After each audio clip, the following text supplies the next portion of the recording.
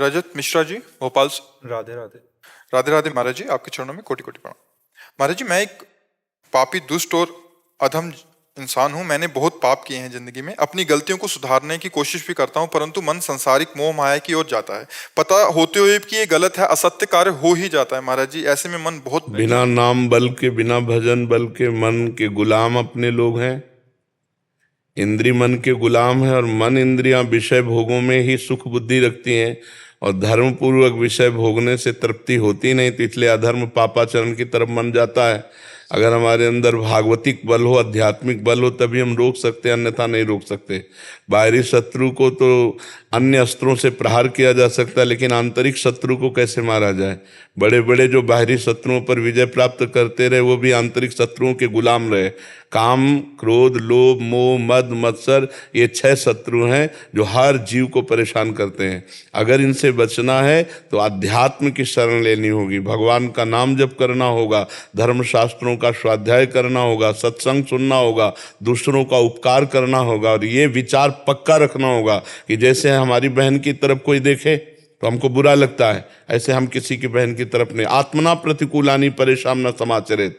तो हम ये कहते हैं कि नहीं, हम जानते थे लेकिन ऐसा हो गया। कैसे हो सकता है? हम तुम्हें बता दें कि खीर है ये बहुत बढ़िया, लेकिन इसमें जहर मिला हुआ है, आप खा के दिखाओ। आप नहीं खा पाओगे, क्योंकि आपको पता मर जाऊंगा। तो आपको पता है कि गंदे आचरण, पापाचरण, इनसे क्लेश मिलेगा, दुर्गति होगी, इनसे दंड मिलेगा, फिर आप कैसे मन को छूट दे देते हैं?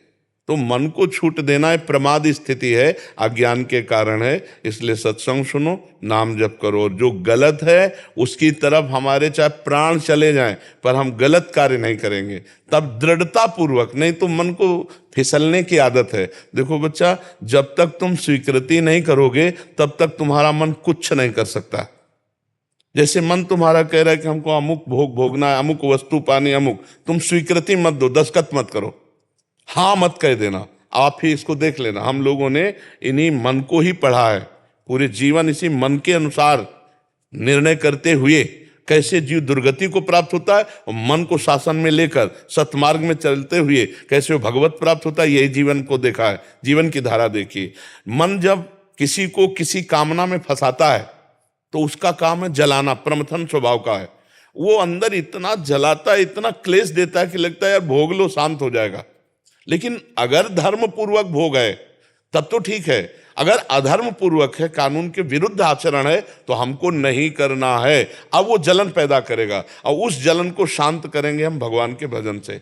राम राम, हरि हरि, कृष्ण कृष्ण, राधा राधा। जो नाम जप है उसमें इतनी शीतलता है, नहीं तो इतनी व्यथा पैदा करता है कि बड़ा बड़ा विद्वान जो दूसरे को प्रवचन करता है वो भी भ्रष्ट हो जाता है। ऐसा बलवान मन है, उसने ठान लिया कि मुझे भोग भोगना है, तो भोगना है। वो तुम चाहे जितना ज्ञान बघारो, और उसे रोका जा सकता है तो भजन बल से रोका जा सकता है। भगवान के नाम सुमिरन जितना अधिक करोगे उतना ही बल आएगा। यम ही न व्यथयन्ते ते पुरुषम पुरुषर्षभ सम दुखा सुखाधीरम स्व अमृतत्वाय कल्पते। जो मन के द्वारा दी हुई व्यथा से व्यथित होकर के गंदा आचरण नहीं करता है, उसे सह जाता है, सुख दुख में समान भाव रखता है, वो अमृत पद का अधिकारी होता है। अमृत पद अविनाशी, भगवत प्राप्त महापुरुष हो जाता है। और बिना बच्चा इसके पापाचरण होता रहेगा, और पापाचरण होता रहेगा तो जिंदगी संकट में पड़ जाएगी। 5 मिनट ऐसा आचरण, मान लो भगवान की कृपा भी खुला नहीं, 5 मिनट का आपका आचरण पूरी जीवन भर जेल भोगना पड़ेगा या फांसी की सजा हो जाएगी। ऐसे ऐसे आचरण करवा देगा ये कि 5 मिनट ऐसा आचरण होगा जो पूरा जीवन बर्बाद कर देगा। तो हमको मन का गुलाम नहीं बनना, हमको मन को अंकुश में रखना है। मन हमारे द्वारा न जाने क्या क्या करवाता रहता है। इसी को संभालने के लिए तो मानव देह मिला है। सुअर कुत्ता थोड़ी अपने को संभाल सकते हैं। संभालने के लिए हमें विवेक मिला है। हम मनुष्य हैं, हम सुधार सकते हैं और सुधर रहे। सत्संग और शास्त्र स्वाध्याय के द्वारा बहुत से सुधर गए। जिनको राम कहना नहीं आता था वो मरा मरा रट करके ब्रह्म ऋषि बन गए। तो हम लोग नहीं सुधर सकते? हम लोग निराश हो जाते हैं, मन के अधीन हो जाते हैं, इसलिए हमारी दुर्गति हो जाती है। ये कहने से काम थोड़ी चलेगा, हम पापी, हम दुष्ट हैं, हम नीच हैं, ये कहने से काम नहीं चलेगा। जो तुम्हें पाप में लगा रहा है उसको पकड़ो। पापी कौन है? मन। उसको पकड़ कि आज से नियम लेता हूं, तू चाहे जितना जला मार दे, पर हम वो काम नहीं करेंगे जो नहीं करना चाहिए। अब जीत जाओगे। और वो मैं नहीं रह पाता, तो फिर रहना पड़ेगा। ऐसे नहीं रहोगे तो जेल में रहोगे। पापाचरण बनता जाएगा, कानून विरुद्ध आचरण बन जाएगा, जेल जाना पड़ेगा। फिर मन को समझाओ, अब तो समझाना ही पड़ेगा, अब जेल के अंदर थोड़ी मनमानी कर सकते हो, तो पहले ही कर लो ठीक से, तो आगे ना ये जेल सही तो नरक।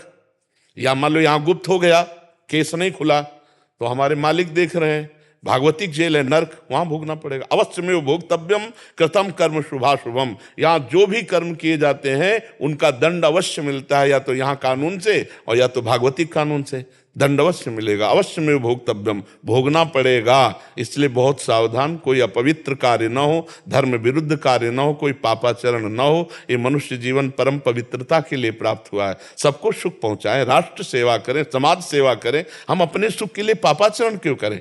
ऐसी राक्षसी वृत्ति उदय हो जाती है अपने सुख के लिए कि आप देखते हैं, समाचारों में सुनते हैं, माताओं बहनों के प्रति कैसा व्यवहार लोगों का हो जाता है, कैसा वो चोरी हिंसा, अपने भाई भाई के प्रति कैसा व्यवहार हो जाए, थोड़ी थोड़ी से बंटवारे में एक भाई दूसरे भाई को मार डालता है। ये सब क्या है? ये सब मन का ही तो खेल है, बुद्धि का ही तो खेल है। कैसे कैसे हिंसा जनित दोष हमारे अंदर उत्पन्न हो जाते हैं। अपने पूज्य माता पिता का अपमान करके घर से निकाल देते हैं, उनके ऊपर हाथ उठा देते हैं। ये आज समाज में क्या हो रहा है?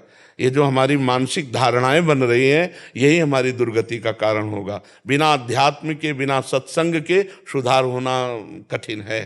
क्योंकि मन जहां घसीटा, जैसे पानी को आप कहीं भी छोड़े सिद्धांता वो नीचे को ही जाएगा, ऐसे ही मन को यदि आप शासन में ना ले, छोड़ दे, तो पापाचरण ही करेगा। खुला छोड़ दो मन को, आप देखो पापाचरण ही करे। उसकी सोच है, मना खष्टान इंद्रियाणी प्रकृति स्थानी कर सती, परमात्मा की तरफ तो लगाना पड़ता है। जैसे किसी पानी की जो धार है उसको हमें ऊपर चढ़ाना है तो यंत्र की जरूरत है, ऐसे ही मन को यदि ऊर्ध्वगामी करना है, भगवान की तरफ लगाना है, तो मंत्र की जरूरत है, नाम की जरूरत है। हम निरंतर नाम जप करें, भगवान का स्मरण करें, अच्छे कार्य करें, शास्त्र स्वाध्याय करें, सत्संग सुने, अभी ठीक हो जाएगा। अब मनमानी आचरण करो, कह दो कोई कृपा हो जाए, तो ड्रामेबाजी में तो बच्चा हमारा विश्वास है नहीं, आपका हो तो हो।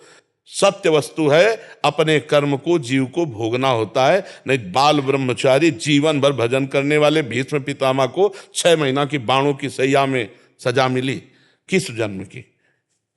एक सांप को उठा करके झाड़ी में डाल दिया, वो कई दिन तक तड़प तड़प करके मरा। तो महाराज, महात्मा होने पर भी भीष्म जैसा और कौन महात्मा होगा? बाल ब्रह्मचारी सत्य प्रतिज्ञ, लेकिन 6 महीना। तो पाप कर्म अगर करोगे तो उसका दंड तो भोगना ही पड़ेगा।